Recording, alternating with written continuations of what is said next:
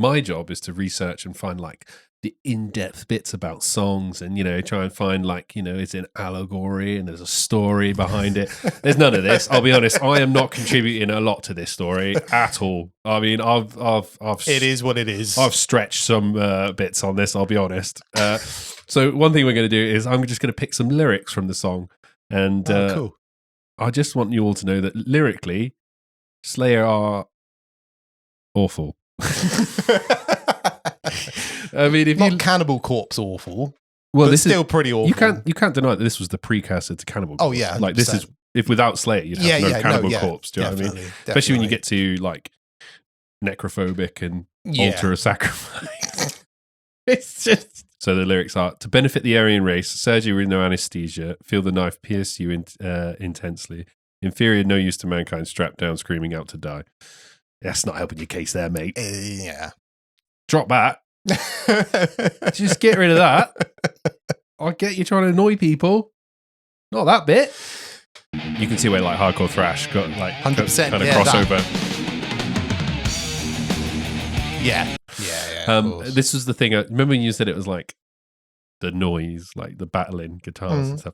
On my iPhone, when I go through the lyrics and stuff, when I listen to it just to read lyrics as it goes, it comes up with noise. It comes up with noise. Incoherent It noise. says noise. Henry King. That's what it said. That's amazing. It says noise. I'll show you. This is my boomstick.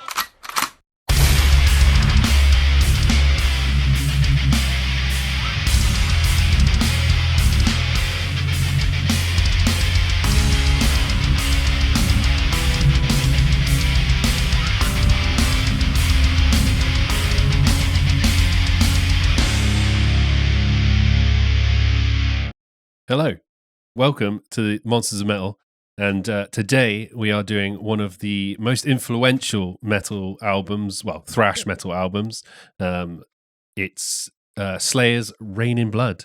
Baby! Slayer! As everybody says, every gig ever. Played something heavy. You can't just say Slayer, can you? No. Slayer! Mine's more of a glam rock vibe. I don't know why. Steel Anyway, Panther. Let's go. Steel Panther. Rain in Blood was the third studio album for Slayer, and it was released on October the 7th, 1986. 86, 87 was big years for Massive. Yeah, Puppets. 86. 86. Yeah, 86, yeah. Didn't Anthrax release? Among the Living. That Peace was it. Cells. Oh yeah, Peace Cells. Yeah. 86, big year. Thrash was on. It was on the wave. It was riding the wave of success. Oh yeah. Anyway, so this album was originally released by Def Jam Records. Def Jam Recording. Sorry. The album was the first collaboration with our boy Rick Rubin. Yeah. Rick Rubin, and this was actually his first venture into metal. Yeah. Which is crazy. He was like a hip hop guy before, wasn't he? He brought hip hop to the scene. Well, made a lot of those bands. I wouldn't say he Beastie brought Boys it, and stuff. No. He was like very influential in hip hop. A lot of like hip hop artists, like I think LL Cool J, Beastie Boys, worked with him, and he started off in that era. But apparently, I was listening to something, and they were saying about how Rick Rubin, when people would walk into the studio with him, and they would see this dude with like long grey hair, massive beard, wearing metal t-shirts, he was a metal. Yeah. That was his thing. Like, I mean, he's probably one of those guys who was good at hip hop but loved metal. Yeah. So, he looked like someone who loved metal, and apparently he did. So this was his first outing with Slayer and his first venture into metal. Obviously, Slayer famously were pretty dubious. Yeah, I can imagine. Understandably. So. Yeah. Understandably. Yeah, because like just before this, he'd done what, like Beastie Boys, Run DMC. Yeah, Run DMC, right? My Adidas. Walk this way. Yeah, Walk this way. Not the Aerosmith version. Rain in Blood was received well when it was brought out. It was massively brought Slayer to the forefront of the metal scene. They went from the last two albums. Yeah, were good. Yeah. This is where like Slayer became Slayer. Yeah, isn't it? As we know them today. This is their story arc. Before then, they were kind of like a Merciful Fate cover band almost. Okay. Have you heard much of the first two albums? No. It's very Merciful Fate, very not like It's more like theatrical metal. Really? That's not what you Demons, stab by the sword. I'm all about that, so I'm going to get into that. No, it's good. It's really good. But this is where they were like, this is what they're about. Slayer, the anti-religion stuff. Yeah. Well, they really laid it on thick with the Satanists, didn't they, in the first two albums? Just a bit. They've little bit. This has got like a little bit of a seasoning. Yeah, not completely Satanist, but just a little bit. Just a little sprinkle. A little cinnamon. The margarine of evil. The Diet Coke of evil. Exactly. In 2017, in the list of the 100 greatest metal albums by the Rolling Stone magazine, Rain in Blood was ranked number 6. So as I've been going through this album, listening to it fully through, like really going through it for more of a, like pulling it apart and more of a deep dive like we do. Yeah. You listen to an album from a different era, and when you're listening to it, you can hear so many influences of the songs, like so many things that remind you of newer bands and stuff, and you can see where they got that influence from. And this album at the time when it was released was just completely different to anything anyone was doing at the time. It was almost like the birth of speed metal. Do you know what I mean? Like it's almost like a genre defining album. They were managed by Brian Siegel on Metal Blade, which is like the most Slayer. Yeah, same as Metallica in the early days. Was it Metal Blade? Yeah, Metal Blade Records. Yeah, Metal Blade Records. What a name! They got one of those like tribal swords on the wall. You know, you get in once. Like about the sword in the pawn shops. You know those swords that look really like fantasy, but probably couldn't butter bread. Oh, like plastic. Couldn't butter toast. Yeah. So after the previous two albums that we spoke about, obviously they just done Hell Awaits, and it was quite clear that they were onto something. Something was going to happen, and Metal Blade weren't going to be able to take them to that next thing. So the story is about how they were reluctant, like I said, to join the hip hop label because of no previous experience with metal or anything like that. Apparently, Slayer drummer Dave Lombardo heard about the interest. And he kind of initiated contact with the producer. Is that right? I'm not too sure on that myself, actually. Well, I don't know. On my notes, it says it does. Oh, okay. Well, yeah. I don't know. Apparently, like Slayer had been pitched quite a few different producers and stuff like that. And the story goes that when they met Rick Rubin, he gave a very passionate pitch, I guess you could call it, and kind of really wanted to like work with them. And I think that's what won them over in the end. I know Rick and Dave had a close relationship later on down the line. Like when Dave left the band, Rick would be the one to phone him up and say, look, you got to come back and all that type of stuff. But I didn't know about the what you just said there. Yeah, so apparently Rick Rubin went to one of their like LA shows or something like that, like as it was in the back, as he's known to do, like with the previous episode where we talked about System. He kind of turns up, checks out what it's all about. And he actually he managed to get in touch. So Lombardo got in touch with Rubin through Friedman, who was a photographer. Yeah. The photographer Friedman. Yeah, he got in touch with them, and the singer of Slayer is called Tom. Araya, that's it. Tom had worked with Suicidal Tendencies on a track on the self-titled album, and then there was kind of like that link there that they kind of worked it through. So these early thrash bands, there's a lot of like cross-pollination, isn't there? Yeah. It was a scene, wasn't it? Kerry King was in Megadeth for a tiny little bit. Tom was Suicide, for like 2 shows. I wonder why Tom and Dave. I know. Can you imagine? Not Tom and Dave. Sorry, Kerry and Dave. Yeah. Kerry King was in Megadeth. I think it was for like 2 shows and maybe a month, but that was it. I think it was more like a stand-in thing, see where it goes. Yeah. But he has actually credited at a certain point to be a member of Megadeth. Not on any studio albums or anything, but he has been in Megadeth. Credit, fair enough. Like everyone else. Like everyone. So Def Jam's distributor was Columbia Records, and they refused to distribute the album when they recorded it. It was all recorded. I wonder why. Yeah, it was all recorded. It was all paid for. And they were like, we are not doing this. This is not, no. On the first track as well. So, sorry, what's the first song called? Oh, Angel of Death. Okay, I mean, I guess that's a metal. Yeah. What's it about? It's about what? Sorry, what? We're going to do what? We're going to do what? Exactly. So... Fucking awesome song. Yeah. It transpired like Rick Rubin had to pull some strings, and he managed to get it distributed by Geffen Records. Yeah. Which were famous for Appetite of Destruction, I believe. They distributed. Yeah.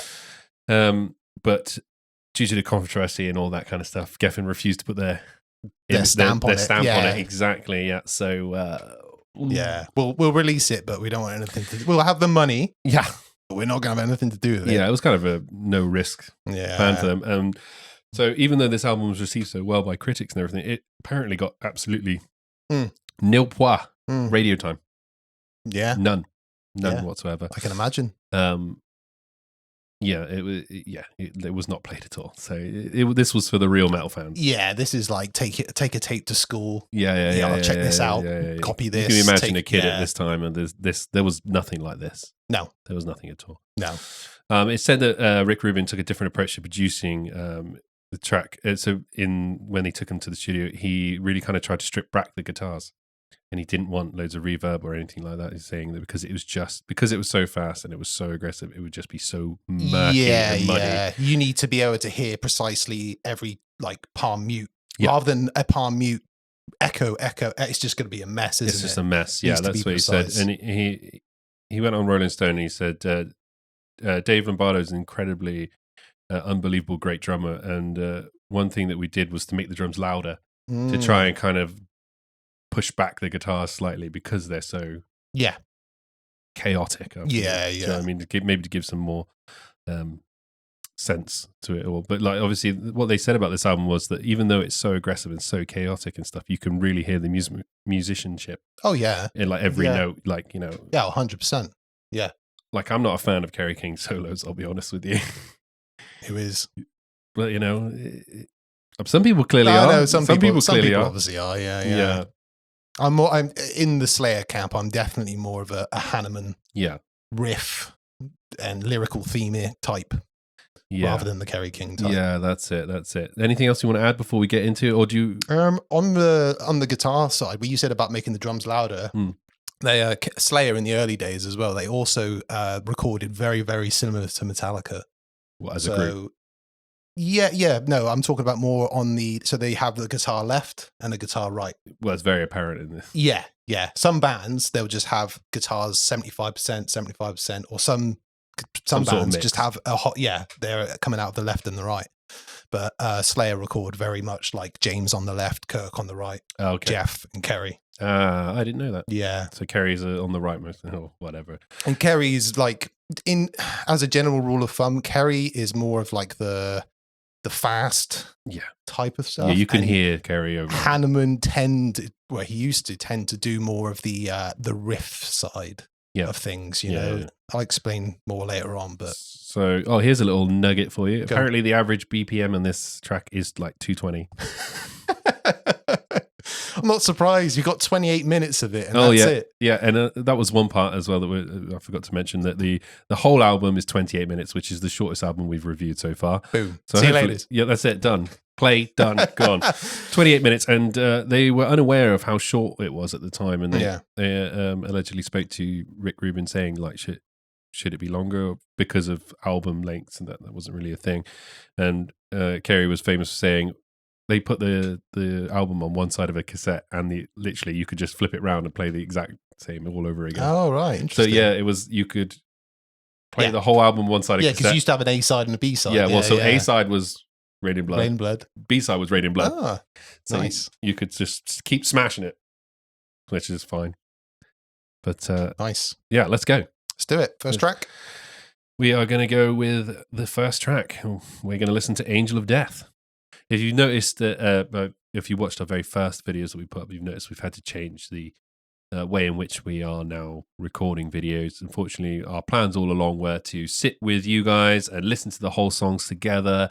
And, as fans that we are, not put the music out, but just discuss over the top of the music and have real in-depth conversations. Unfortunately, ignorantly, whether that be us or whatever. Unfortunately, only some people are allowed to do that.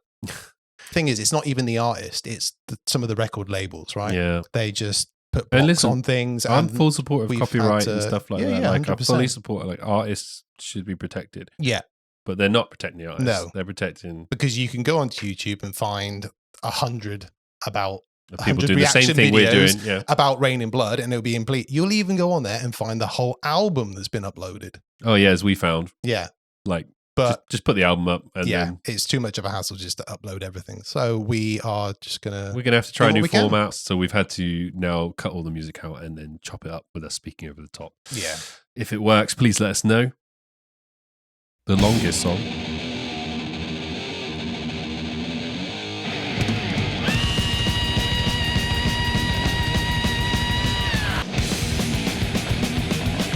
What a word to open up an album.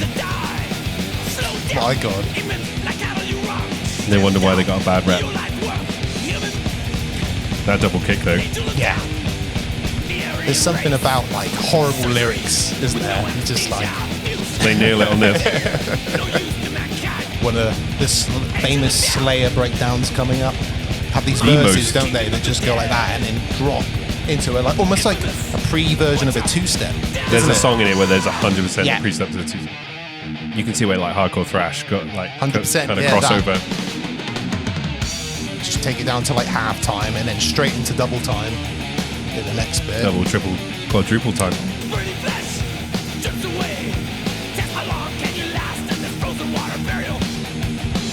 So catchy. Yeah. I remember I used to like drive around town when I was a teenager, when I was coming home from the army on leave, like blasting this album. It's just people just like... Just the most awful lyrics. It is. Who could this be? No way, this is Kerry. Whammy bars everywhere. Kurt? This drum fill coming up. Oh, here we go, here we go, here we go, here we go. Still good. Infamous.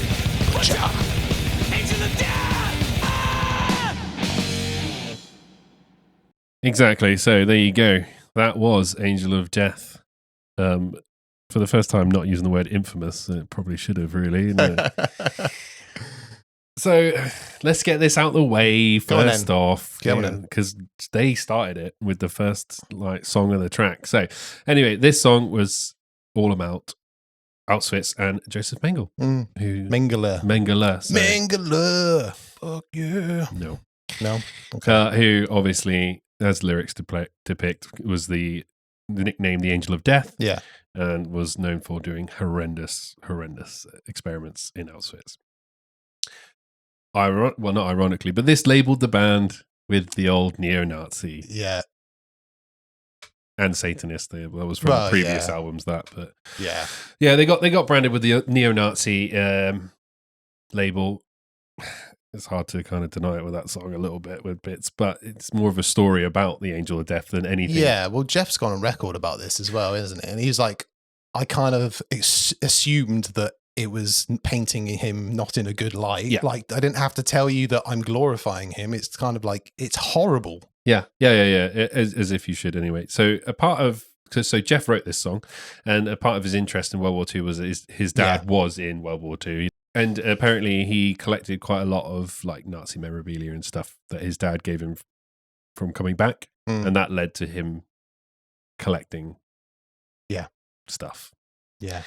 And they've gone on record to say they want nothing to do with the neo-Nazi label or anything. Yeah. Like that. And in fairness, they haven't helped themselves by iconography and stuff like that.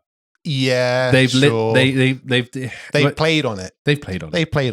They've lent into it. I mean, if you look at, you can see like this T-shirt that we got from when I saw Slayer, the eagle they use all the time. Yeah, it's controversial, isn't it? That's what they're doing. It's almost like it was.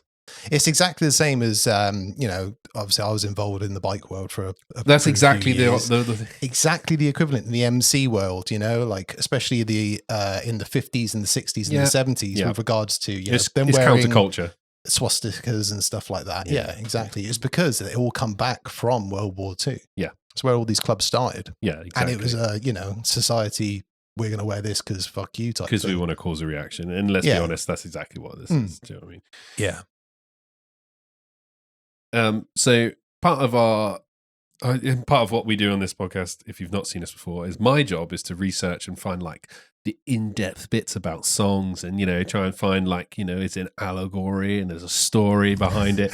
There's none of this. I'll be honest. I am not contributing a lot to this story at all, or this podcast at all. I mean, I've it is what it is. I've stretched some bits on this, I'll be honest. So one thing we're going to do is I'm just going to pick some lyrics from the song. And cool.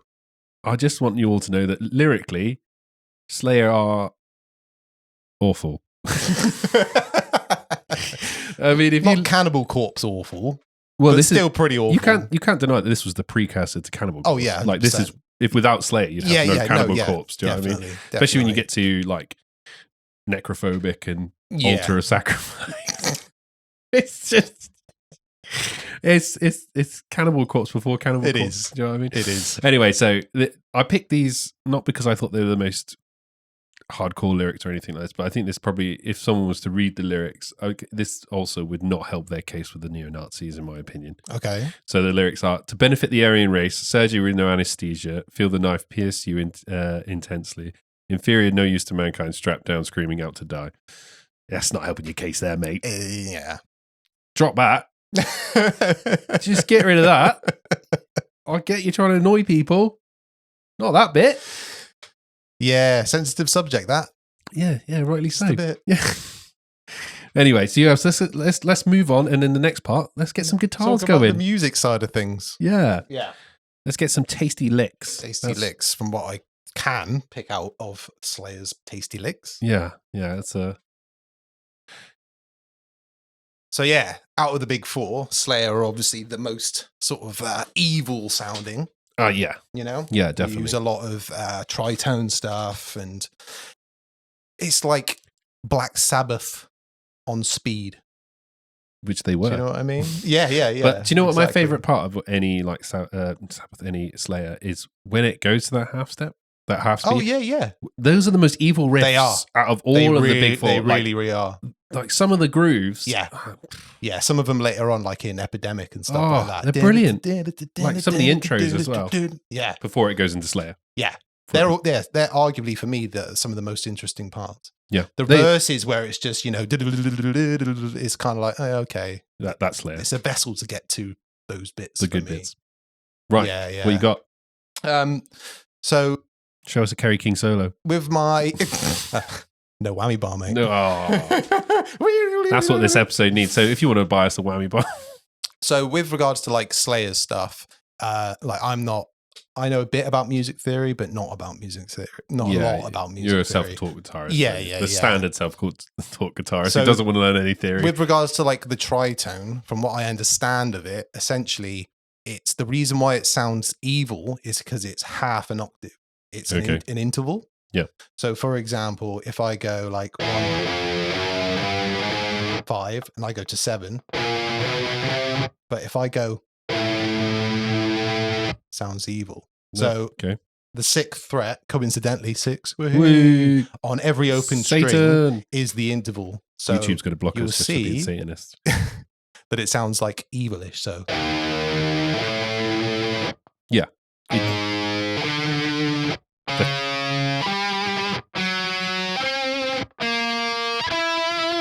See what I mean? It definitely has that tone. So they make a lot of riffs with that type of stuff in. And a lot of it is sort of they put it into like and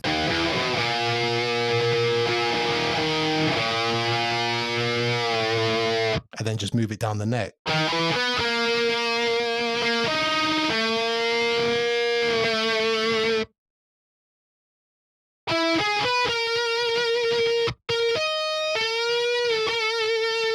I love that bend. That first bend. No, it's the first one for me. The big one. Oh, yeah. This one.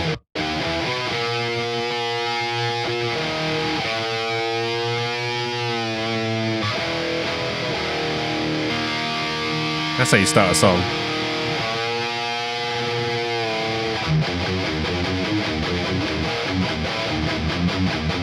Anyway, wrong album.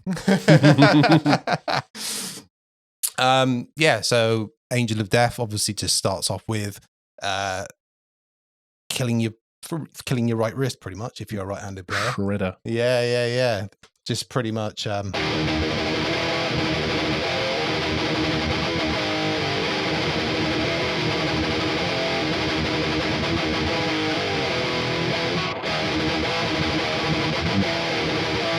Just a lot of open palm muting. Yeah, exactly. Into.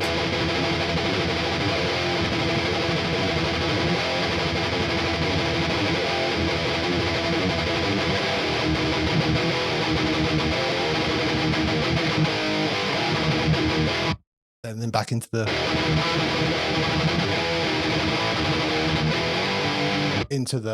best bit of the song. The best bit, yeah, that's what I was hoping you would get to. Yeah, exactly.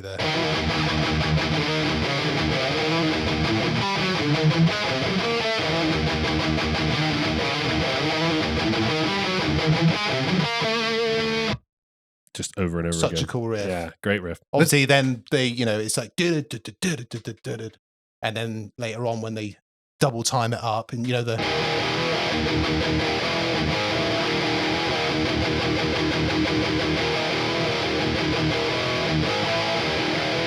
with that same tempo, they go back into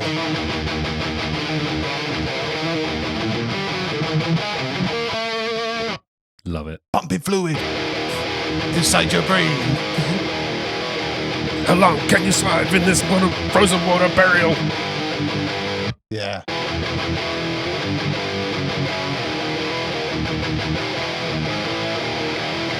But yeah, I think that everyone's favorite bit of that song is when the kicks in. Yeah.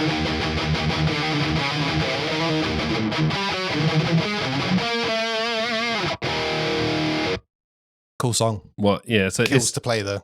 Yeah. It's just that intro is like.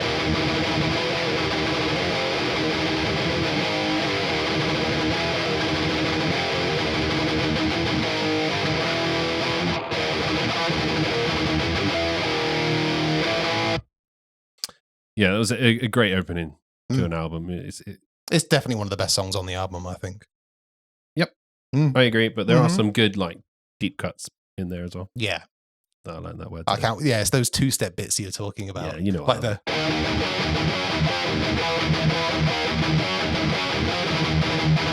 that type of stuff. It's really cool.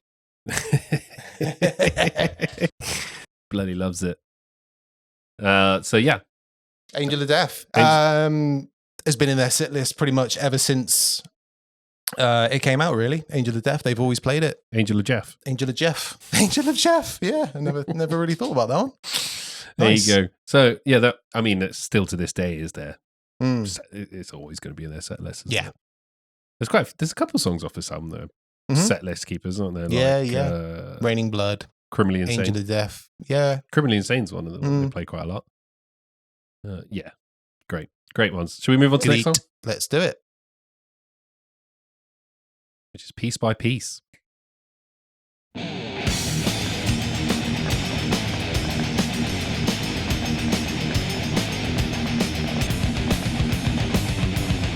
Lombardo's just such a good drummer though, isn't he? Yeah. Just one of the greatest thrash metal drummers. Just the stamina as well. Yeah. That's why the album's 28 minutes long. That is his 220 BPM. Half the length of the previous song. Just fantastic drumming. Oh yeah, that's the one thing I'll say for this album. I think actually maybe one of my favourite bits is the drumming. Yeah, it's really great. He does a lot of interesting fills, doesn't he? He could just be tap bang bang bang, but he does a lot of interesting ways to keep it interesting. You know? Yeah. Piece by piece. Piece by piece. Piece by piece. So there you go. That was Piece by Piece. I think probably lyrically, again, a deep dive. Very clear. It's probably about cannibalism. Piece by Piece. I'm pretty sure it was written by Kerry King, wasn't it? I don't know. Is it? I'm pretty sure it was. Yeah. It seems like it. They do a lot of songs, don't they, about like Ed Gein and Dharma and... that was Dead Skin Mass, wasn't it? Yeah. About, Ed Gein. Yeah. Yeah. Or Death Skin Mass, wasn't it? Dead Skin Mass. Dead Skin Mass. I was right first time. Yeah. So yeah, like you said, that song was half the length, and it was 2 minutes and 3 seconds. which is a common running theme through this album. But it's not the shortest song on the album. It's not the shortest song on the album. It's weird though, isn't it? Because it doesn't seem so short because they cram a lot in. Yeah, I think but the problem is these songs have to be this kind of short because they cram so much in. If they would, it would just become repetitive if they went any longer, I think. Yeah. But yeah. So any bits you want to talk about? What's the lyrics? The lyrics for this one? Any of you crazy lyrics on this one? Modulistic terror. I'm not quite sure what that means. Right. A vast sadistic feast. The only way to exit is going piece by piece. A modulistic terror. That's the I like the rhyming lyrics. Exit is to go in piece by piece. Yeah, I know. Yeah. Feast and peace. I could just see Kerry King sat there like, what rhymes with feast? Peace. Piece by piece. Genius. Oh, I got it, guys. Yeah. This whole album was written by Jeff and Kerry, wasn't it? Yeah. It was all written by them. Yeah, it wasn't until I think the next one where Tom had more lyrics. Kind of got more involved. Yeah. I think at that point he was just like, yeah, you guys are good at this. You do it. Oh, wait, I got one other bit of lyrics for you. Go. Decapitated bodies found on my wall, your head. On my wall, your head. Yep. Oh, right. Nice. There you go. Nice. There's another little bit. Lyrically sound, I'll be honest with you. Yeah, there's no allegory there, or no, is there really? It's just, it is what it is. Do you know what I appreciate? Just being honest. That's what I'm about. There you go. Do you know what, Kerry? I didn't even want to do this part of the show. Don't know why I'm here. Right, well, we've covered the lyrics. My favorite, so most of the song is the typical, the Slayer verses.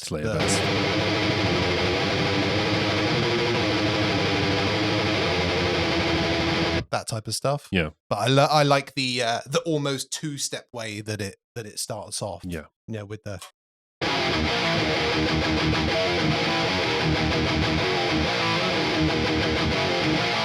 which is very similar to Harvester of Sorrow.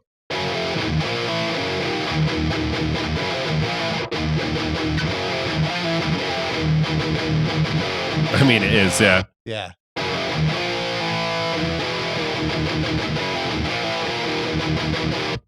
And they do this quite a bit as well, where they just have the E string and then they'll just do, the...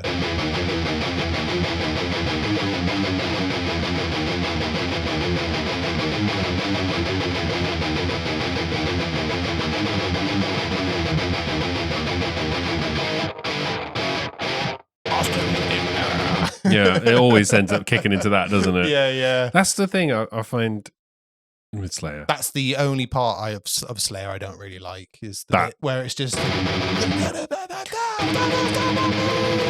I think my problem with it is when you dissect a Slayer song or you do any of these things, there are amazing parts and then there are parts that are just Slayer. Yeah. But that's part of who they are and that's what makes Slayer work. Yeah. But when you take it apart, it's like this. Slayer are like the sum of their parts. Like, do you know what I mean? Do you know what I'm trying to say? Like, yeah.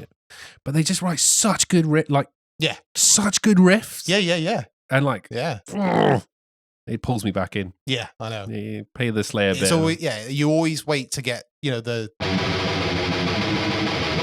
type of stuff to get to that type of stuff. And then it just gets me back in. Yeah. It just reels me in.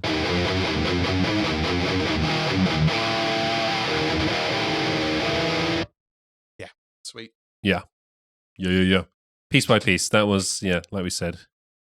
It's a good song. It has good parts, but I think the best part of that song is the first minute. Yeah. The intro part.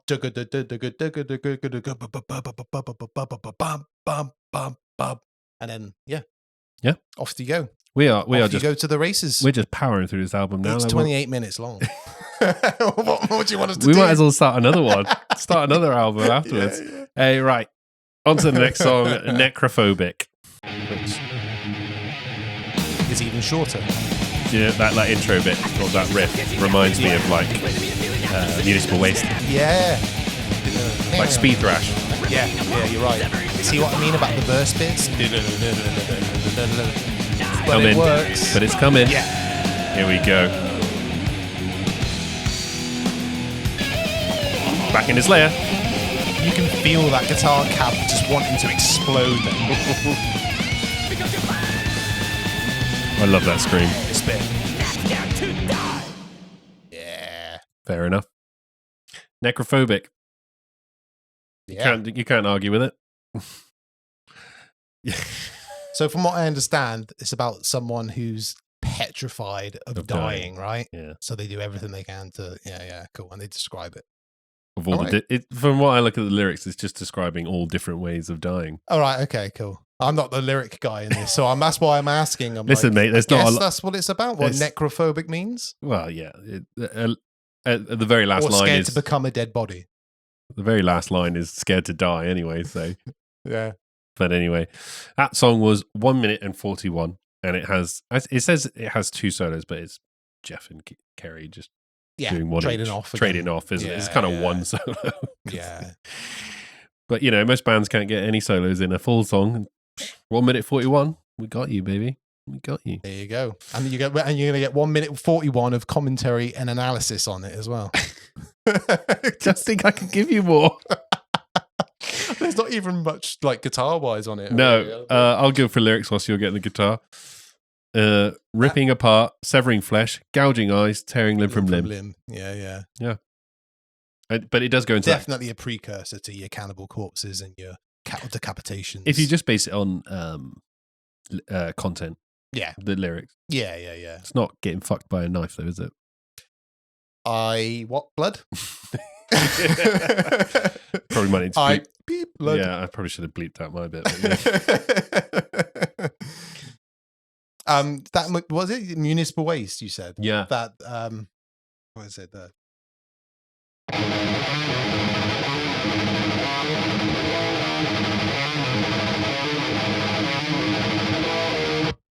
I can't remember what song it is, but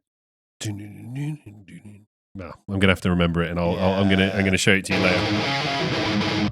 Play that in two parts. So I don't know how actually how they play it. I think it sounds better up here. Yeah. And then just into your.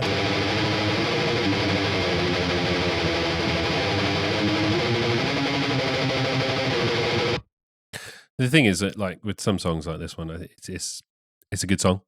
It's on the album. Mm-hmm. But the thing I love about Slayer is the songs that it wrote that are like almost like if you could combine all the amazing songs, because they have the ability to write these amazing songs like Angel of Death, like Dead Skin Mask, Postmortem, Postmortem's a great one, and there's so many great songs, and I do love Slayer. Just sometimes when you listen to a Slayer album, you're like, I know. I know exactly what are we slayering again? Slander. Welcome to Slandering Slayer. Not slandering Slayer, because I love Slayer. Me too. But you get what I mean. And also, I think it's difficult when we're listening to it now and not to have the context of the time.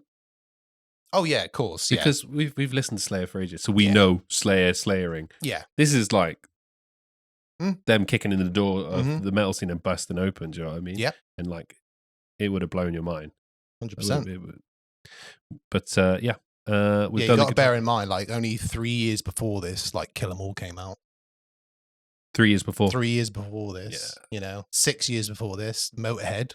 With their speed, we're getting there, Do you reckon it was part of they were just trying to be the faster, more aggressive band? Who's Slayer? Yeah, they were like, fuck this. Not necessarily, no, because when they started off, they weren't necessarily, they were definitely part of the thrash movement, but like I said, they were more like Merciful Fate. Do you know what I mean? More like, it wasn't necessarily they actually got faster as the albums went on. Oh, and you mean that the sound that we know as Slayer developed and became the Slayer sound? Yeah, because the first two albums, there's a lot, like Die by the Sword, like there are fast parts on it, but there's a lot of slow parts on it as well. Maybe I need to listen to the first two albums. Yeah. I think I might. Yeah, songs like Die by the Sword and Black Magic and stuff like that. I mean, it all really sounds cool. like power metal. Yeah, exactly. Yeah. Which I am down with. Do you know Die by the Sword? No, I've not listened to the first two. Let's see if I remember it. That's it.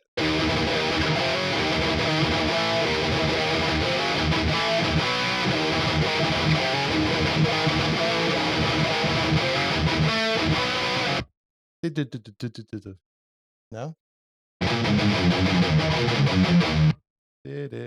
Nope. No? Nope. I played it really, but it took me a while to figure out how to play it then, but yeah. It's a good song. Do you know what I just remembered as well? And I'll get you to put the picture up. But the old picture of them all with long hair, like Kerry King with long hair, you could definitely see the Merciful Fate style. Like, yeah, sure. Like crazy curly long hair and stuff like that. Like, I legit couldn't pick. I was looking at it today and I was trying to pick out who Kerry King was. And like, in the old Slayer photos. It's like, I know, yeah. No idea. It's like looking at Scotty in the early Anthrax days as well. When he had hair, you're like, is that? It is. All right, we're going to keep this train a rolling. We're going to go straight on to Altar of Sacrifice, which is one of the best songs on the album. It's a banger. Yep. It's a banger. Let's do it.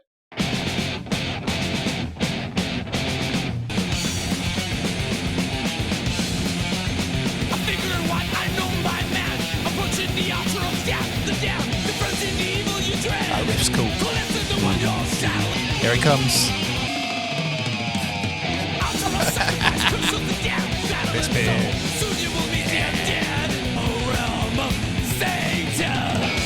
Two-step. Yep.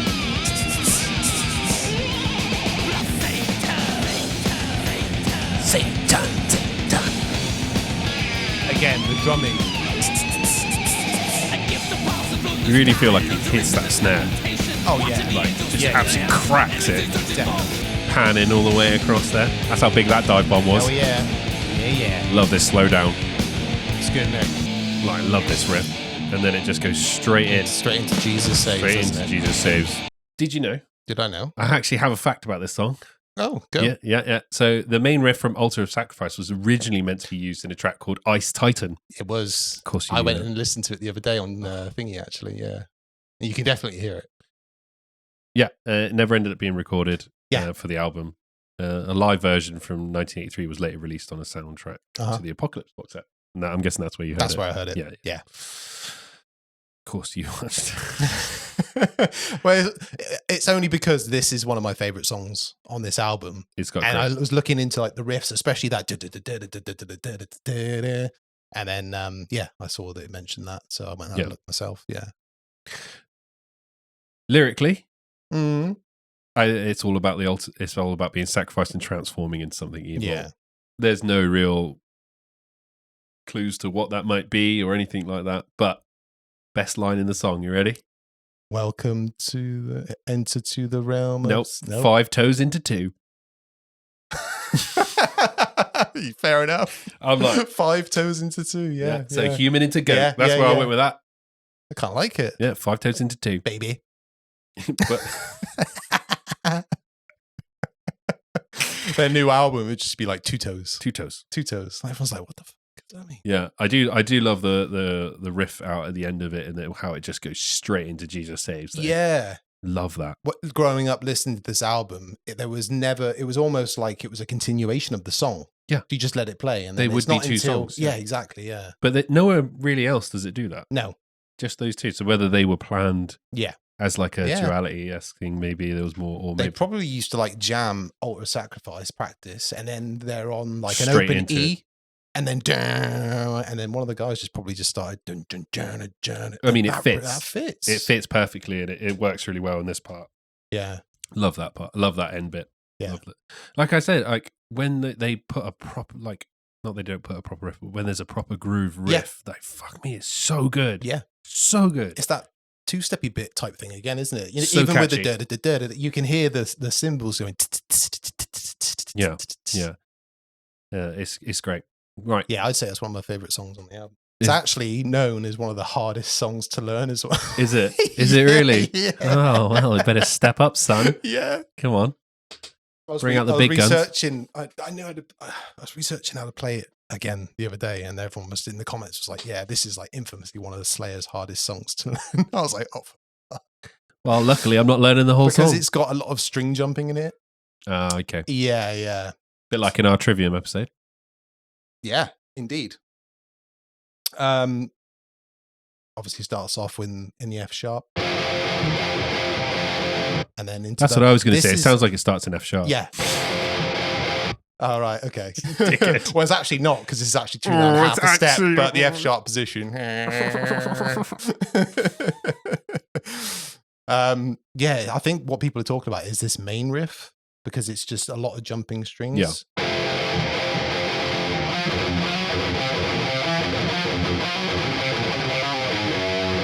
See what I mean? Yeah. You have to like jump back to this, so it's.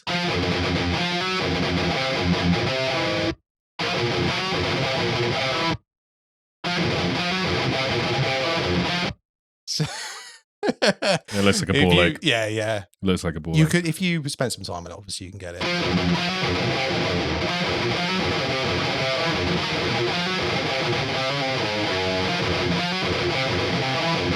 And it's just going. It's just going.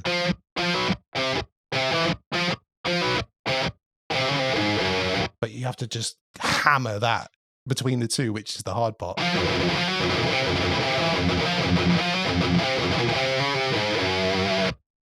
And then you just do that for like 2 verses. Do you know what I love about this? And then into that really cool.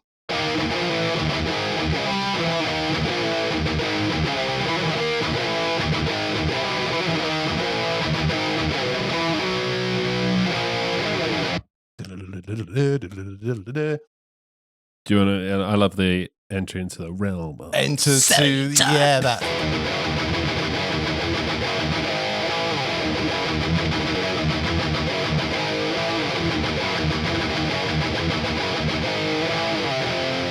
Yeah, it's really cool, that bit. Do you want to know something like a little cheeky nugget of knowledge? Go. You know Tom, lead singer? Yeah. Well, not personally, but yeah. Know of him. Yeah. Heard of him. Practicing Roman Catholic. Yeah. Yeah, 100%. What the fuck? Yeah. I was just on his. Did you not know? Like, no, I found it out before this. Oh, right. Okay. Like, yeah. literally today. Yeah, he's always, even in interviews over the years, he's just been like, yeah, it's art. He can completely separate, which is fair enough. Which also makes him more metal. Yeah. I actually love him a little bit more. I was like, what? And then I was reading further on, and he's like, I'm not going to let my religion or beliefs get in the way of when Kerry writes a sick song. Yeah. And I was like, dude. Yeah. Absolute dude. It's a great song. Do I actually believe in it, or do I condone everything? No, it's art. Like most also, things, does any of the band really believe in it? Yeah. Maybe exactly. Kerry probably does. BC Rich. BC Rich. You got a BC Rich in that picture? He has. Yeah, of course he has. With tribal all over it. Yeah. Yeah, my friend got that signed. He met him years ago. My friend got that signed for me. He was like, do you want a Kerry King picture, signed picture? And I was like, you're not mean Hetfield or anyone else? He's like, no. I was like, oh, go on then. No, he's spelled James, mate. Yeah, go on then. Fair enough. Welcome to the realm of Satan. Yeah, exactly. Welcome to the realm of Satan. Now we're gonna just take a slight turn and head into the realm of Jesus. Why not? Our Lord and Savior. Indeed. We're gonna well let's go to the next song. This is Jesus Saves, and then we're gonna have a little break. Sweet. I've heard this riff. Yeah, maybe. This song's a lot more interesting because it's got many different tempos. Yeah. It starts off slow, goes I really up, like the down. intro and like the guitar. Yeah. Like a gallop there, isn't it? Like, is it triplets or a gallop? I don't know. Yeah, kind of like triplets. It's not triplets, but I know what you're saying. It's good because, like you were saying about the right and left. So yeah, you can hear it now. You can hear the triplets and then you can hear the riff. That's it. Yeah. I actually really like this song because it's just riffage all the way to like the second half of the song when it goes Slayer. Jesus saves.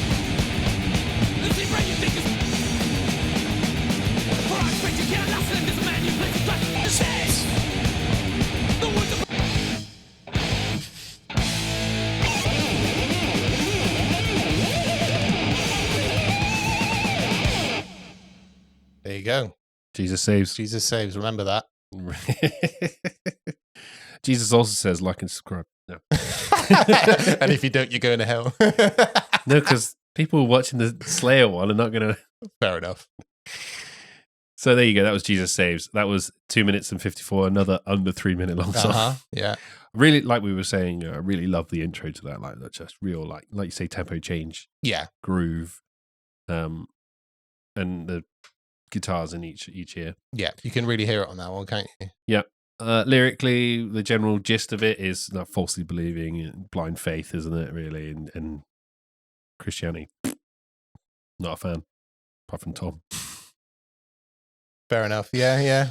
And I've got my lyrics I picked. Go for it. Would you like to hear them? Go on then. Eternal attempt at amnesty. He will decide who lives and dies. Depopulate satanic rise. You will be an accessory, irrelevance, and blasphemy. Hell yeah. Satanic rise is the real reason I picked that. It's that line. It must be interesting for him writing those lyrics, obviously being that. Being a he doesn't practicing... write these. This is Kerry. No, but I'm on about later on. I know I'm on about for now. I'm not on about sorry, I'm not on about these specific lyrics, but I'm on about like being in Slayer and writing songs later on. I think, like we said earlier, that he's legitimately just can completely separate the two. Yeah. I don't think I don't think it's a problem for him. No. It doesn't seem to be. No, obviously not. He's made a career out of it. He's made a bloody good career out of it. Yeah. And like, he is a really cool guy though, isn't he, Tom Araya, from what I know. He does seem pretty cool. Yeah. He's got like a ranch. He doesn't really take anything like massively seriously. In all the interviews, he's just like laughing about stuff. Yeah, like, he just take seems it like so seriously, man. Like he seems like super chill dude. Yeah, he's got a massive ranch, like with 60 cows and like. Yeah. Apparently he likes playing. This is what I all read after I found out he was Chris. Apparently he likes just sitting around and playing country music. He just seems like a dude. I want to hang out with him. He seems cool. If I was going to hang out with anyone from Slayer, it'd be Tom. Yeah, I agree. Yeah. But that's the thing. Like when you're a teenager and you get into something, whether it be a band that's about Satan or if it is, I don't know, let's say, rollerblading or something like that you're not necessarily maybe going to be into when you're 60 years old. Yeah. It is, especially if you're like really good at it. Sorry, do you mean a band about rollerblading or do you just mean rollerblading in general? I'm using, not a band about rollerblading, but like rollerblading. Like not many 60-year-olds are into rollerblading, right? Or the famous rollerbladers. But if you had like gotten into it as a kid and you become successful, you're really good and you've made your whole career off of it, you can kind of just keep it separate, can't you, I guess? All good rollerbladers die young, mate. There you go. R.I.P. Okay. I was doing pour one out for one's homie, but I'll take the fist bump.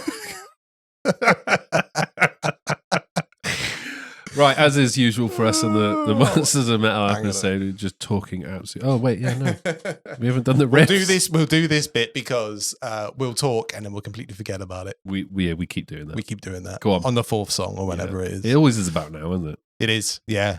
Really cool song for the riffs. Obviously goes from Altar Sacrifice straight into the open E that we said. And then I reckon one day, they just sort of one of them just started going. I mean, that seems exactly. That seems very likely, doesn't it?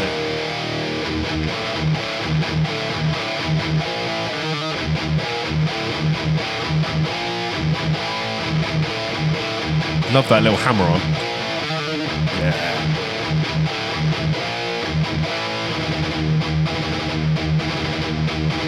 That's those triplet type things you're saying. They're not triplets, but because triplets is 1, 2, 3, 1, 2, 3, 1, 2, 3, 1, 2, 3. But it's kind of like a triplet, isn't it? I don't know what the exact.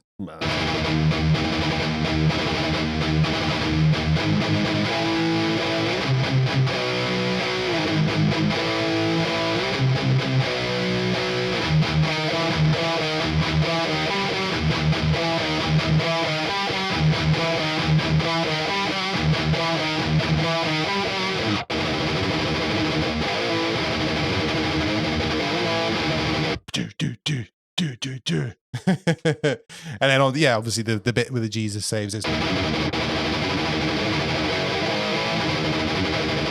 Jesus saves.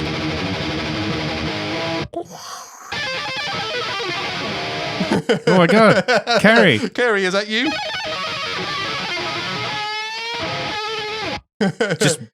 Just bend the neck. There you go. That's a Slayer song. That's the Slayer song. But yeah, the intro is really cool to that, isn't it? It's like a dissonant type chord. I love that little hammer on. Which is interesting because that's how Outlaw Torn starts off by Metallica as well.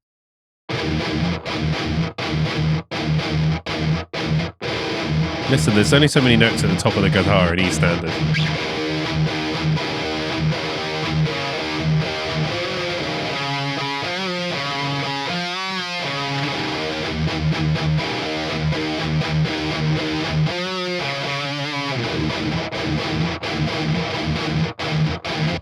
It's almost like it's a rule for you whenever you've got that guitar to play. Just liken it to a Metallica song. That's your thing. Yeah. So we're going to take a little break here, like I was just saying before we finished off the last bit of riffs for Jesus Saves. And we're going to have a little after eight, have a little palate cleanser, take a little break. So I want to talk about the artwork originally. Yeah. And the artwork, although now is so iconic with this album, I couldn't imagine it with anything else. No. Do you know what I mean? That is Rain in Blood. There is no other artwork for that. But at the time, the artwork was painted by American political artist Larry Carroll. He was aware of the band's desire to have a goat in the cover, and that was apparently all it was. Slayer were, not quite happy with it, and I believe that Kerry said that nobody in the band wanted the cover, but we were stuck with it. Is his words.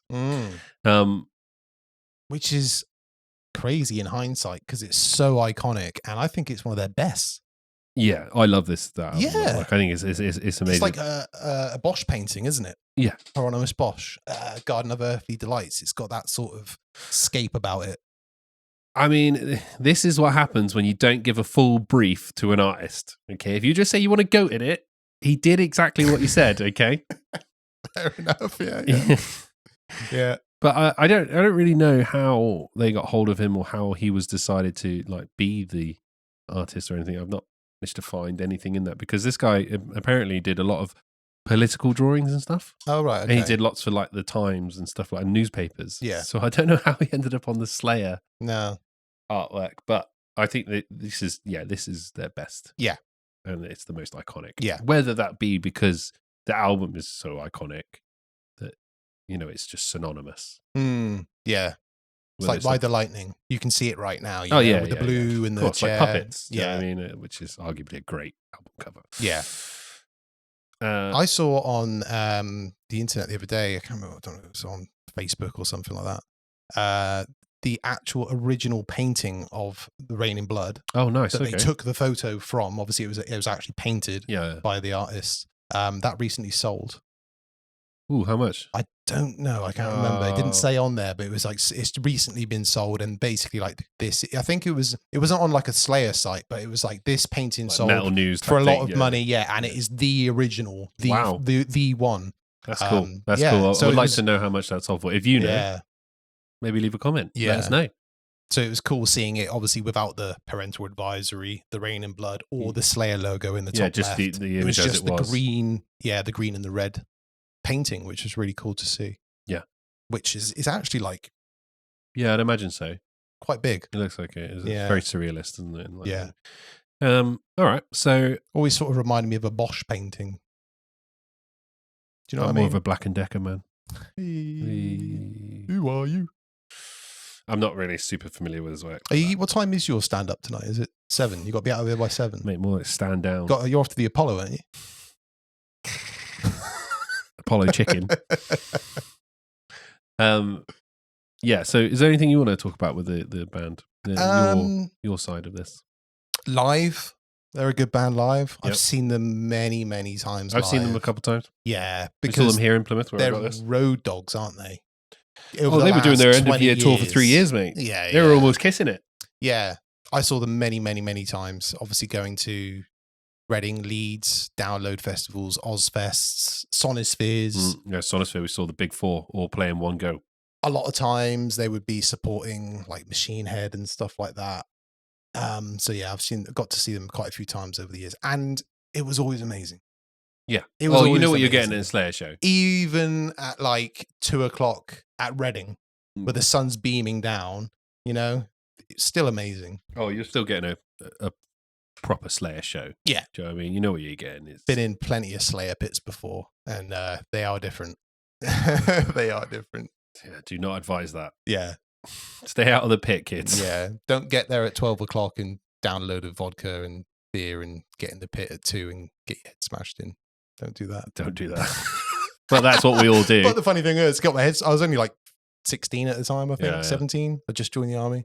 Yeah, went straight in there. Obviously got battered, and then, but you know, it's a pit, innit? Like, help me up. Yeah, pick you up. Right, mate. Always pick people up in the pit. Yeah, sure. So yeah, it was really good fun. But I never. Let me think about this. I don't think, right. I've probably seen Slayer probably about 14, 15 times. Fair. Over the years. Wow, that's pretty impressive. But I've never seen them at their own show. I've never gone to a Slayer show where they've been headlining. They've always been support acts. No, yeah, we did. We saw them in Plymouth. We did? Yeah. We went to a headline show? Yeah. Oh, okay. I got this. I have. Yeah, they were headlining. Oh, okay. Well, this is the thing. This is how many times I've seen them. I forget certain times because I'm pretty sure that's the only time they were. Right. Okay. So I have been to an inside show then. Yeah. Right. Pavilions. Okay. We went to Pavilions together. Okay. I have. It was obviously memorable. I'll try to anything with you around, mate. You know, it just get a bit of Jim amnesia. Was there. Just trying to. I remember it now. Yeah, we went back to the tattoo shop. Yeah. I remember. And I remember that night. Well, up to that bit. Yeah. I thought that was a Machine Head show. No, it was a Slayer show. A Slayer show. Gotcha. Yep, Jim was there. Yes, I do remember now. Sam. There we go. Yeah, I remember. Sam was there. Yeah. Oh yeah. Oh, Sam that's a story for another time. No, it's not. Right. Have you got anything else you want to talk about? No. Have you seen them live? You've obviously seen them at that time. And then the only other time that I saw them was the Big Four. Yeah. See them. And I remember it was like beaming sun. Yeah. And we were like right near the front and we couldn't go. We were in for the whole day, weren't we? And I remember we like had some guy in front of us and we just rinsed him with some cider. None of us even liked cider. Oh yeah. We were just like, mate, just give us a cider. Yeah, and he gave us one and we had to share a can of cider between us and it was fucking honking. Yeah. But yeah, that was a great gig. That was one of those gigs that will just like shows. Like, obviously it was Soda's Fist, so you saw lots of people, but that was one of those shows that will forever live in my memory. And they all came out and played, was it King Diamond? Am I Evil? Yeah, Am I Emo? Am I Emo? Evil? Am I Emo? Yes, I am. Am I Emo? But yeah, Am I Scene Slayer was cool, man. Song. Diamond Head, that's it, yeah. But yeah, that's all I've really got about it. Like album-wise, one of the first introductions I had to Slayer, I'm pretty sure was on Grand Theft Auto. It was on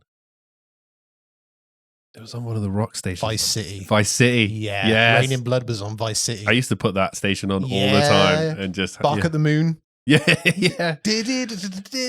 I think it was on Tony Hawk's Pro Skater as well. Tony Hawk's Pro Skater 4. Yeah. Maybe, which I argue is like one of the main reasons I got into like alternative music was that. Yeah. Because of the playlist. Yeah. It was Play it more for the playlist, mate. Yeah. It was absolutely that. Great. Tony Hawk's, all that type of stuff. Mate, all those games. Vice like, City. Definitely. Yeah, Vice City. It was on Vice City. That was it. Yeah. It was on the rock Slayer station. were also on the subject of like crossing genres and stuff. Slayer were also one of those bands where non-metalhead, more punk kids, if they were going to listen to a metal band, Slayer was the one. Yeah. Do you find that? Yeah, maybe. I've not really had that kind of interaction, but it's weird. They're kind of like everyone knows Slayer. If you're into alternative music, like or metal or anything, you know Slayer. Yeah, like everyone does. But they, like you say, they were never the biggest of the big four. They never were the Metallica, were they? Like no, not commercially. No. Commercially, it's probably Metallica, Megadeth, Slayer, isn't it? Yeah, I mean, yeah, 100%. Would you say? Yeah. But I'd say, arguably there are people out there who love Slayer Yeah. As much as they love Metallica. Or just more. Do you know? Or, yeah, that's exactly. The thing with the big four. That's what I mean. Yeah, I know what you mean. That's the thing with the big four. It's so interchangeable. Of course it is, yeah. Yeah, it's totally taste dependent on you, isn't it? Yeah, like some people absolutely hate Metallica at the bottom, and it's Anthrax. I know a guy who Anthrax is his top of the big four. Yeah. Which, we should do an Anthrax album. Yeah, sweet. Yeah, for me, like we said it on the Metallica episode, big four wise, it's Metallica at the top, Megadeth, Slayer, close, because I like Slayer as well. And then Anthrax, I've just not been as exposed to. I know I like them, but if I had to rank them, they're at the bottom. For me. Your argument is that get rid of Anthrax, isn't it? And put Testament in. Kinda. Yeah, I've outed you on the internet. But I think, kinda, but I only think it's because I'm more familiar with Testament and I know more of their albums. Okay.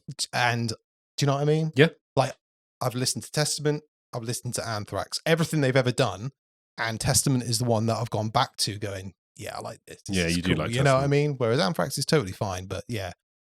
If I had to Desert Island, you can only take 4 of those bands out of the 5. Yes, I would take Testament over Anthrax. Testament are an awesome band. Yeah, oh yeah. Yeah. They're okay. You're okay. And nothing more.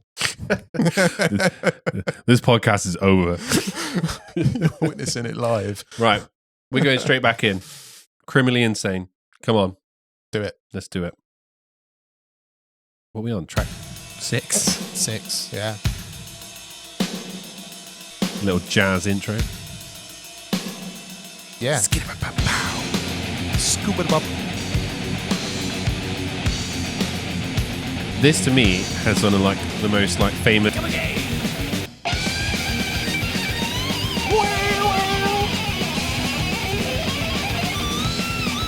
never thought I'd hear myself say this, but can you imagine being Kerry's G-string?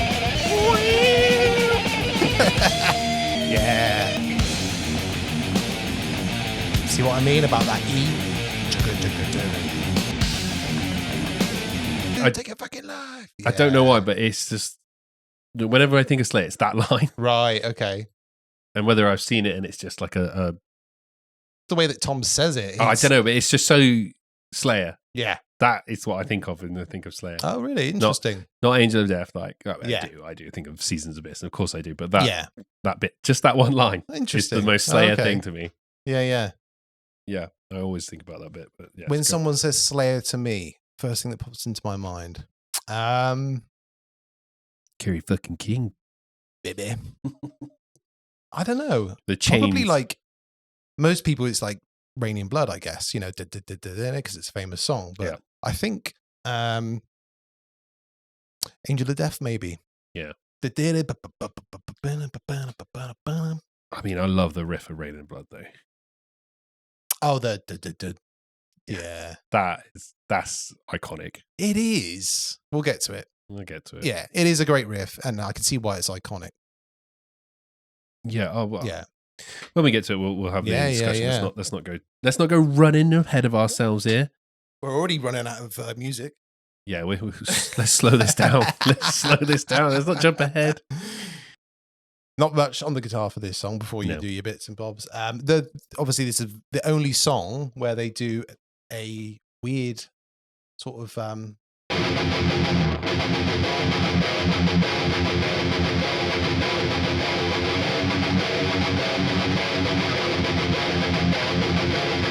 obviously with the guitar on the left and the guitar on the right coming in. Then it's just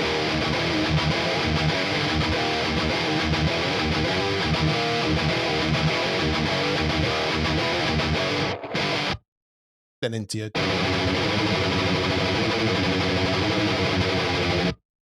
yeah, it's a weird way to start a song, isn't it?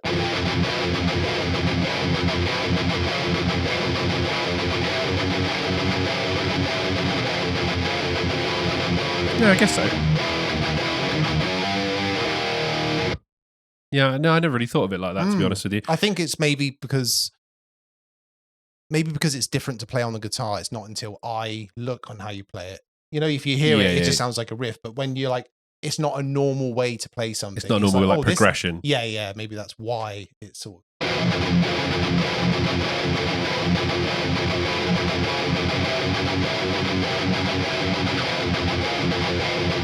It's not a normal thing to play. Yeah. What was I going to say? I was going to say something very insightful and thoughtful and really in depth to this. Be a first.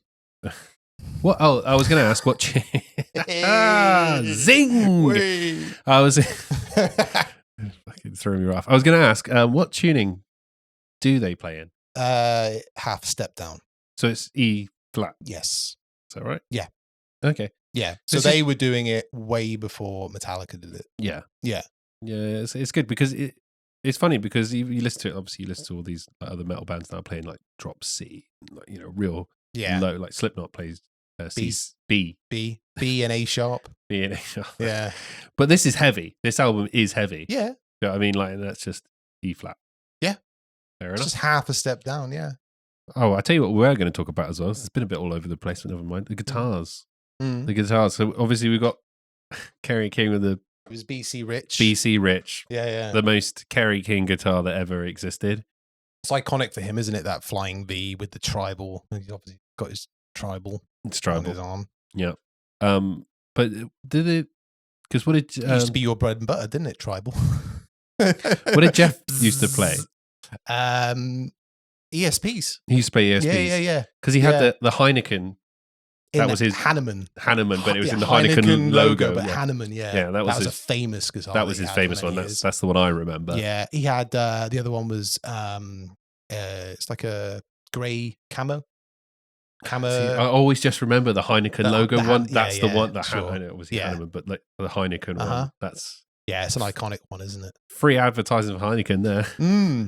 That's that's the only guitar I can think of. Yeah, I'm sure Jeff played other stuff, but what I remember mostly, it was mostly ESPs. Did Kerry King ever go to Jackson or anything like that? I think he did back in the early days, yeah. Oh, really? Yeah. I know he's BC Rich, but he doesn't. Does he still play BC Rich? Doesn't. I think he may have gone to ESPs. I'm not too sure.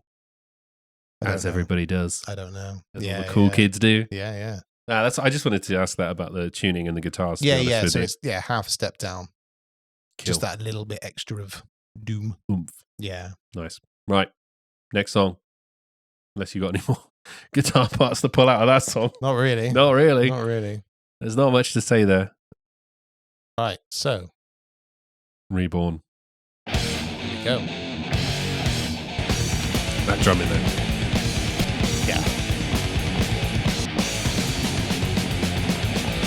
This song you can kind of hear the bass more at that point. Yeah, there you can. I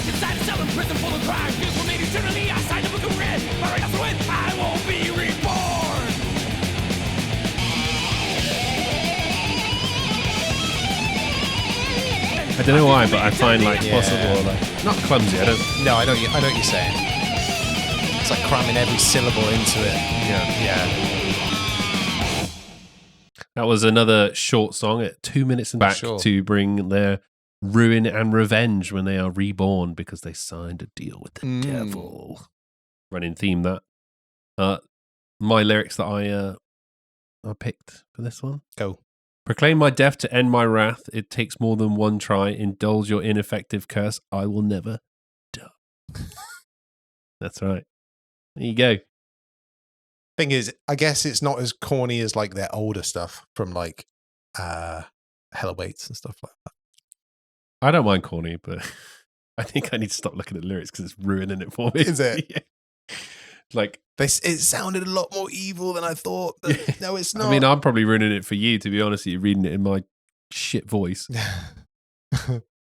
Any guitar bits from that? There are, but wow, you really sat the wind out your sails.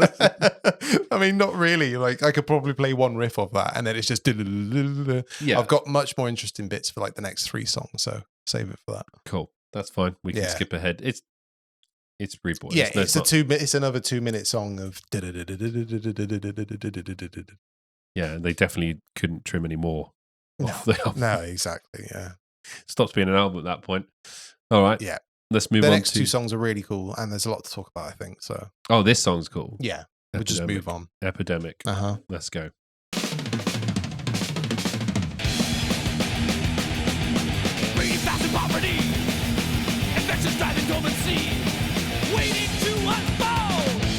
Do you know what I mean about when I was saying the lyrics before felt like really like ramming loads in, whereas this is much more pronunciated. Oh yeah, he was stumbling over the last song. Yeah, there's like break, then a break. Yeah. Drumming still. But amazing. Oh yeah, that's what I meant. All over the shop, just like crazy though. It's a cool riff, isn't it?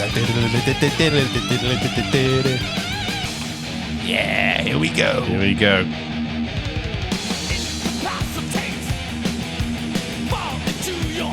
This is the Slayer that I'm here for. Yeah. That drumming panning from ear to ear there. Yeah. Love it. Mm-hmm. I really like that. Like, that's the solo into like the two-steppy again, wasn't it? Yeah. Again, that it's that just riff. Yeah, you can't deny it, can you? No. It's sort of similar to the on Altar of Sacrifice. You know, the Into the Realm of Satan. It's similar. But it's cool. That's like we were saying. It's just cool. It's just cool riffs, Yeah. isn't it? Do you know what I mean? They, and then it goes straight into Slayer. Yeah. Which is fine. So before I see your set at the guitar, I'm going to go with my. Right. So the first line I got is "Death machine infect my corpse to be." That's metal. And unyielding kings of agony test your body chemistry, pulmonary overthrow, which I'm not quite sure what that is, and possession of your inner throne. What's the pulmonary overthrow? A pulmonary overthrow. Obviously something to do with your pulmonary artery, right? Yeah, cheers for that. I don't know. Aortic dissection. Do you know what? One of the just trying to overthrow the pulmonary artery. I don't know. A little machine. What was the song? So you know, Deathlock. Yeah. They put out a new album. Oh really? Yeah. Okay. And one of the songs, and I think it's the best like medical / metal joke, and I think it's called Aortic Desecration. Nice. Because you get something called an aortic dissection. Yeah. A desecration. Aortic desecration. Like and it's it. class. So listen to it. Sounds like a Carcass album name, doesn't it? Oh, yeah. Yeah. Right. Carcass, enough of me waffling. Awesome band as well. We'll Carcass, episode Heartwork, soon. mate. Yeah. Yeah. We got to see them this year. Last year. They were at Download. We went to We went to saw them. Yes. Yeah. Yeah, they're really good. Yeah. They're really good. On to you, mate. What is it? It's that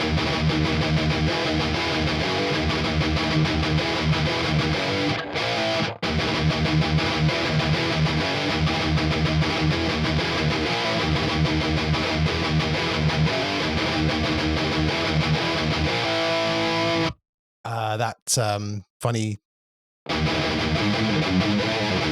Oh, the riff you were saying. Yeah, that little bouncy bit.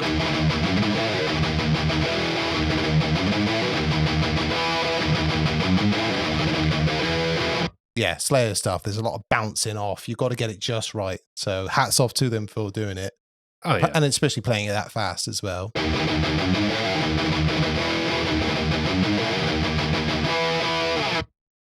Yeah. The best bit.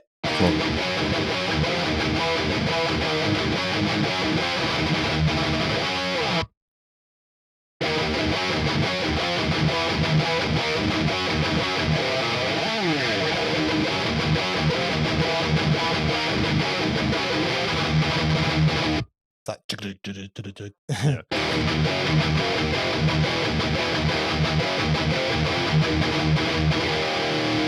Like in isolation, like that riff, super cool, don't get me wrong, but you wouldn't know it was Slayer.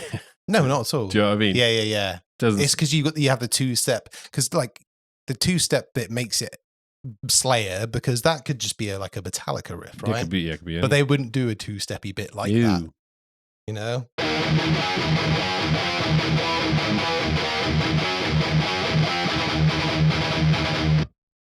Yeah.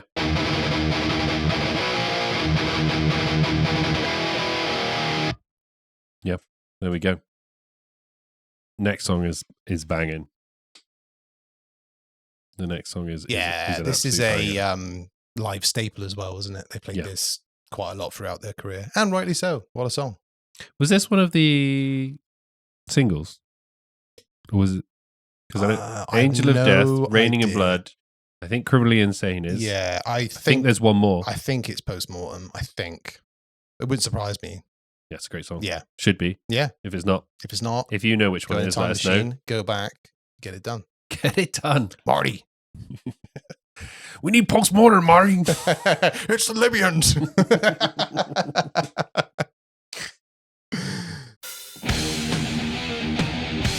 Love this intro. Yeah. Proper headbanger in it.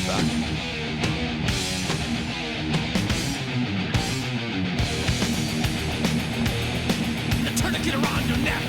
Tourniquet. Lifting away debris. Another song where you get Angel of Death. Yeah. Calamity, doesn't it? Yeah. Problem is, it's Calamity, but I always feel it's Calamity to people outside of it. But if you like this, you can hear every note, you can hear every guitar, like you can hear every bit. Yeah. But I get to someone who doesn't get it.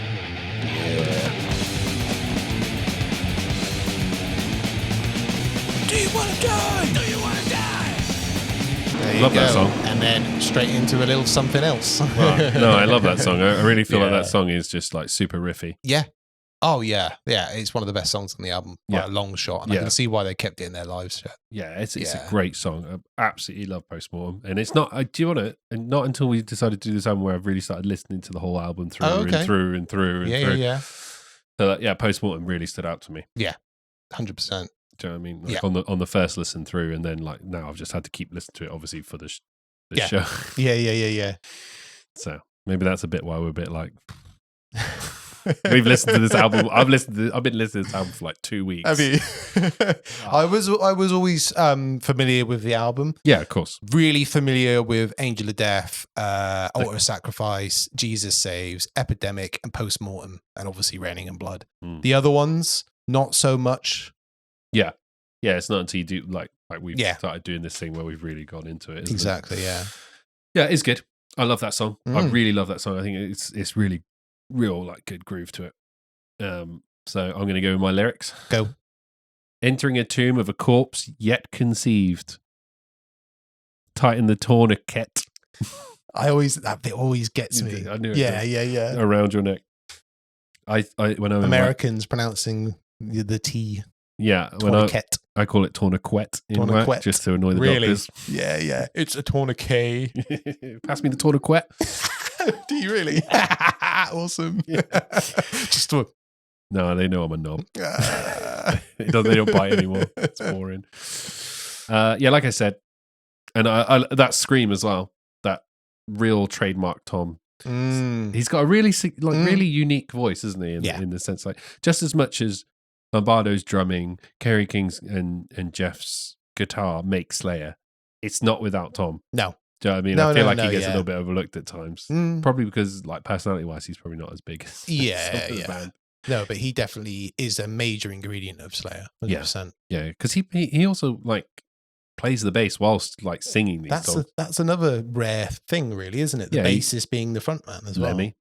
Yeah. It doesn't happen a lot, though. It's either usually a frontman or the guitarist is the singer, but on occasions, the bassist does do it.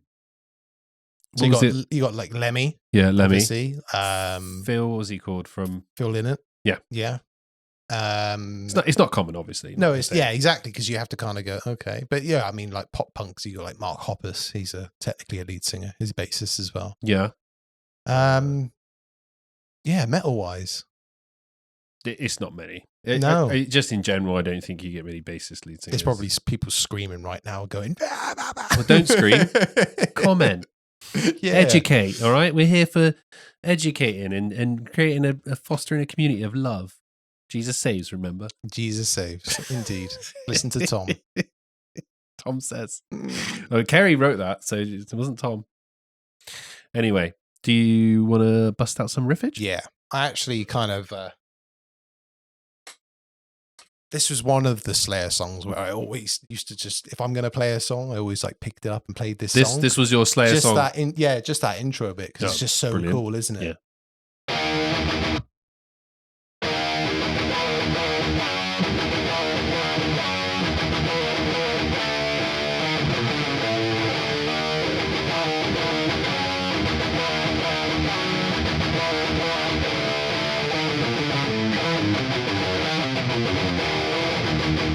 bit.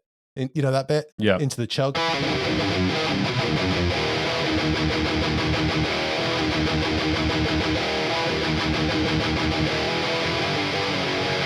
That's a really cool way how they play that actually as well. They slide it down. So they go there. If I play it slow, you have to hit it and slide it down to get like the full sound.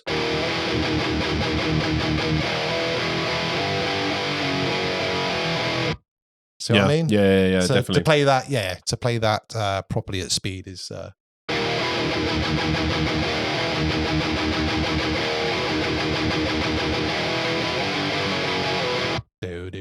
do.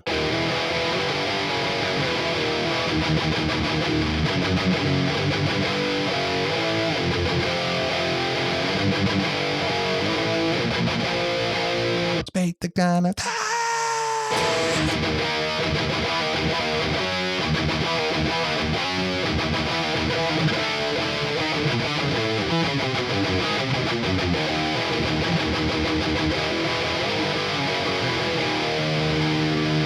got that I can't remember how to play that bit.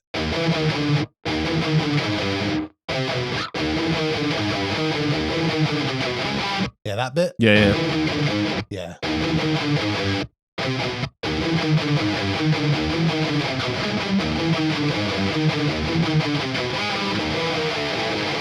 Calamity. Yeah. The abuse.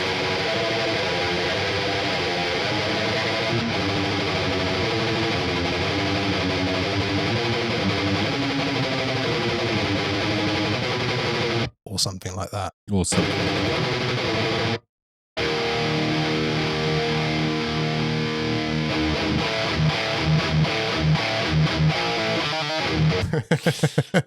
Yeah, really fun song to play. Yeah, I like that song a lot. I think it's one of my top songs on the album, definitely. Yeah.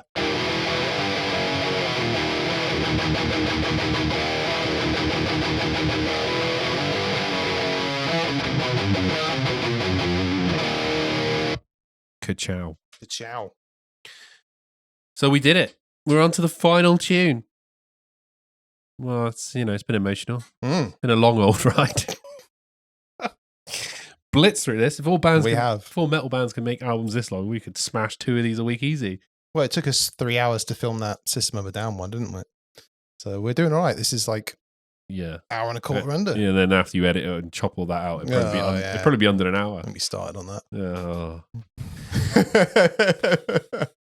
No. Anyway, so let's get on to the arguably the title track. Raining in Blood, not Rain in Blood. But, you can see the similarities. This, the intro to this, it comes on in a bar. You know what's coming. You know what's coming. Like that. Yeah, it's so iconic, isn't it? It's great. And I was also reading an interview with Jeff saying that this was his favorite album to play. He said, like, you think I'd be sick of playing Rain in Blood and Angel of Death and stuff like that? Because obviously we play it every show. He goes, I actually love playing Rain in Blood. It's his favorite. It was his favorite, is what he said. Yeah, which I thought was cool. Yeah. Definitely, it's one of his favorites to play. It's a cool track. I'm sure there are times when you're playing that. Yeah, sure, yeah. Oh, that's interesting. Yeah, he said this was his favorite album to play. Yeah, you kind of get sometimes Metallica playing it at the Sandman. They're kind of like going through the motions, or Maiden are doing Iron Maiden. They've done or the Trooper. Yeah, exactly. Yeah, but that's cool to hear that you enjoyed it. Yeah, that's what he said anyway. Yeah, hopefully that's true. Let's do it. Let's cool. end on a high. Let's do it. This is such a good song. It's that rain effect, isn't it? Yeah. It's so cool. Yeah, with the whale noises in the background. Wonder what that noise is. Did you ever find out what this is? What? That sound. That sound there? It swells, isn't it, on the guitar? Is it? Yeah. It's just meant to be just like ghouls, atmospheric. Yeah, just screeching. Oh no, I get the point of it. It's just the perfect song, isn't it? Just a double kick. It's constant. He must have calves of steel. Yeah. Trapped in purgatory, a lifeless object alive. It's when it like slows down just for that bit and then goes back up, isn't it? Just non-stop. It really is.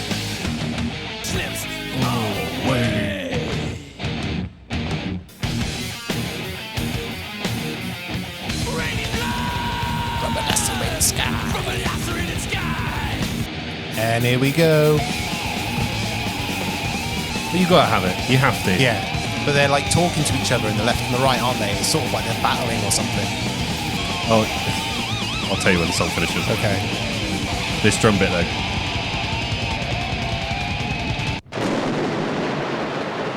What a cool way to end. Did you just hear that building?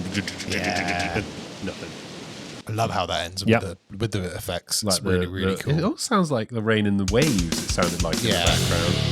But yeah, that was Rain in Blood. Yeah. What a song to go on, like to end on. Yeah. Really, really, really strong. I mean, arguably one of their most famous songs.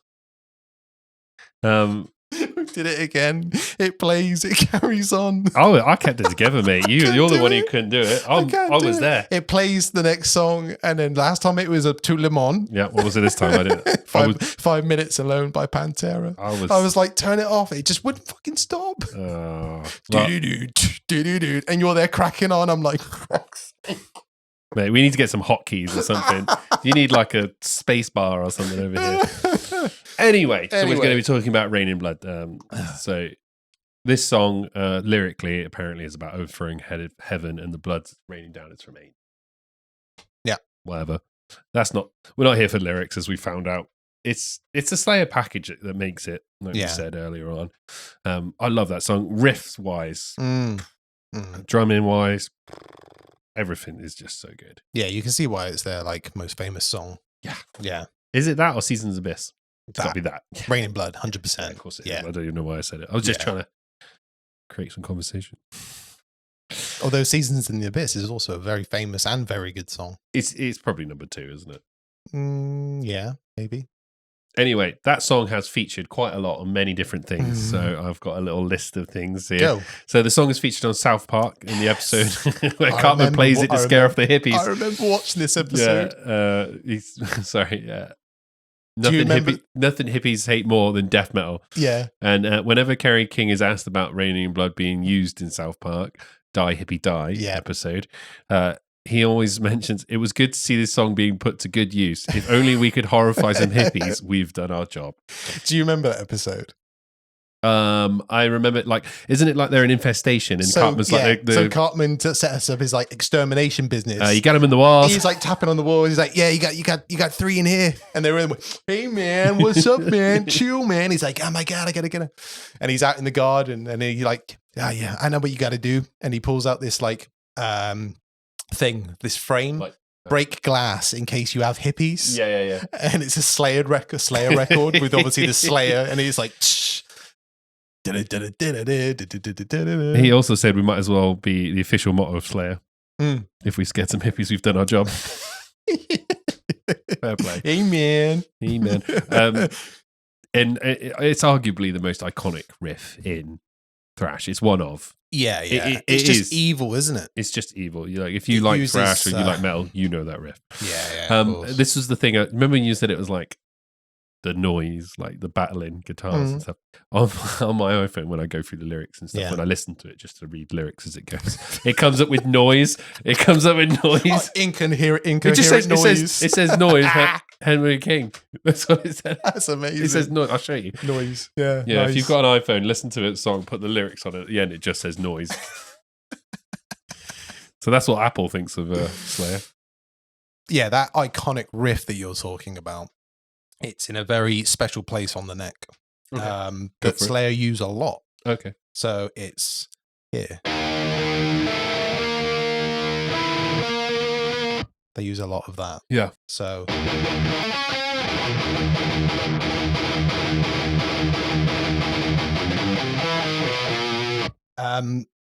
Yeah, so this whole thing, it sounds very evilly, doesn't it? Like you were talking about earlier about using that. Exactly, that's what it is. Yeah, so all they've done is obviously they just fidget around with the shape. Oh yeah, so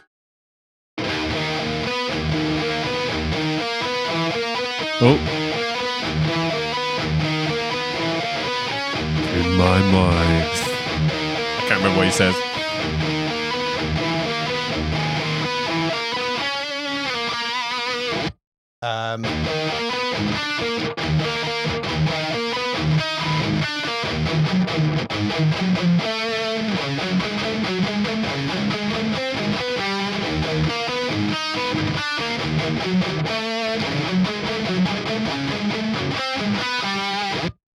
Loads of riffs around here. And that's all it is, yeah.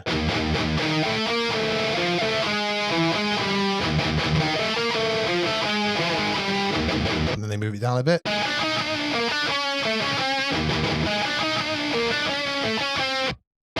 Triplets, like you were saying.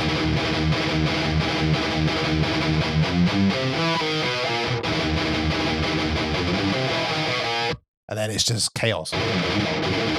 Or noise.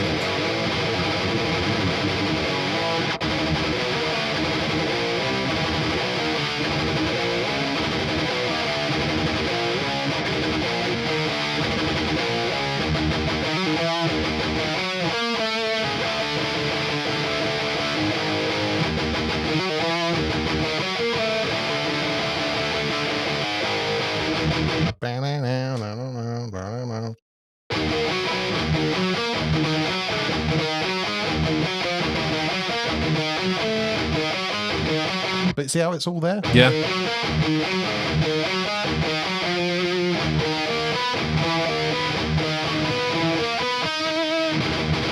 That's another great riff though, isn't it? You know that song? No, what song is it?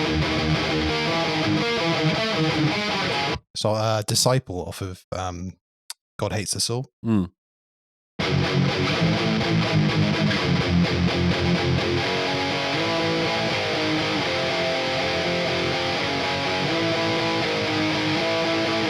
I despise this fucking race. No? No, I think I know it, but anyway, let's get back to what we were doing. So, as we were discussing, that was Rain in Blood. How do you feel about that? Great album. Great album. I love that album. As much as we were like taking the piss and ripping on it and stuff like that, it is a good album. I do like it. Yeah, it's a staple, isn't it? It is a staple. It really is. Like I said when we went back earlier, we were talking about the context of the time and how unique that album was at the time, and like how just aggressive and punchy. Like if I was like 16 and that album come out, you couldn't let your parents hear you listen to it because it was all like evil and shit. You'd love that stuff. Don't get me wrong, even to now.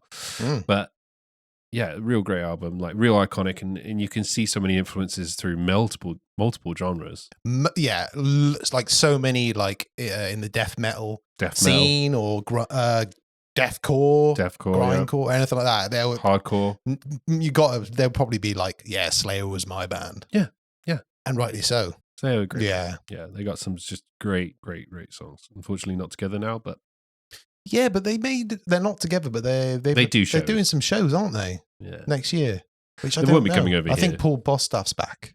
Oh, is he? I don't think it's Dave. I think that ship's finally sailed. It sucks because like when you listen to this album and like just one of the things that I appreciated most about this album, apart from the riffs, I know we keep going on about, but the drumming is just like it's just something else. A lot of fans will generally say that the best albums are the magic when Dave's back in the band. Was he in for the next season of The Abyss? Yeah. Because obviously when they were touring this album, he split. Yeah. And then I think famously, Rick, I think he come back. I don't think he went until the Divine Intervention. I think he went. He did come back because Rick Rubin famously picked him up in his Porsche. Yeah, exactly. Yeah, and paid him a salary. That was the thing because he just got married and needed money. Yeah, of course. Yeah, he'd be a broke. Yeah, which is crazy. Leaving Slayer because you need money. It's before the money starts coming in, isn't it? And stuff like that, exactly. Yeah, like how long have they been doing it before that? Do you know what I mean? Mm-hmm. But yeah, like you say, that this era of Slayer is just. Yeah, like you say, this is the stamp. Yeah, this is what we're going to be from now on, and they continue to do it. Yeah, really, really good. Like just drumming, guitars, everything was great on that. And I know we say they jump straight back into Slayer on most songs and stuff, which they do. But like you said, it wouldn't be Slayer without those bits. Exactly. It would just be something else. You can't have a 2-minute song of those 2-step beats. You know, the bits that we really like. You'd just be like, you can't just have your best jam. bit. Yeah, it'd just be boring. Yeah. It'd just be boring. Yeah. And it wouldn't work. And maybe it works because of the contrast because of that aggressiveness into those amazing riffs. Do you know what I mean? Who knows? Either way, one of the most influential thrash albums of all time. Yeah. And if you've made it this far in this video, thank you so much. If you've noticed that, if you watched our very first videos that we put up, you've noticed we've had to change the way in which we are now recording videos. Unfortunately, our plans all along were to sit with you guys and listen to the whole songs together. And, you know, as fans that we are, not put the music out, but just discuss over the top of the music and have real in-depth conversations. Unfortunately, ignorantly, whether that be us or whatever. Unfortunately, only some people are allowed to do that. And it's not down to us who decides who can do that. Apparently, it's if you've got 30,000 followers. No, it's not because of that. Don't listen to it. Listen, we tried to play the game. Unfortunately, we lost. So we've had to now cut all the music out and then chop it up with us speaking over the top. Yeah. If it works, please let us know.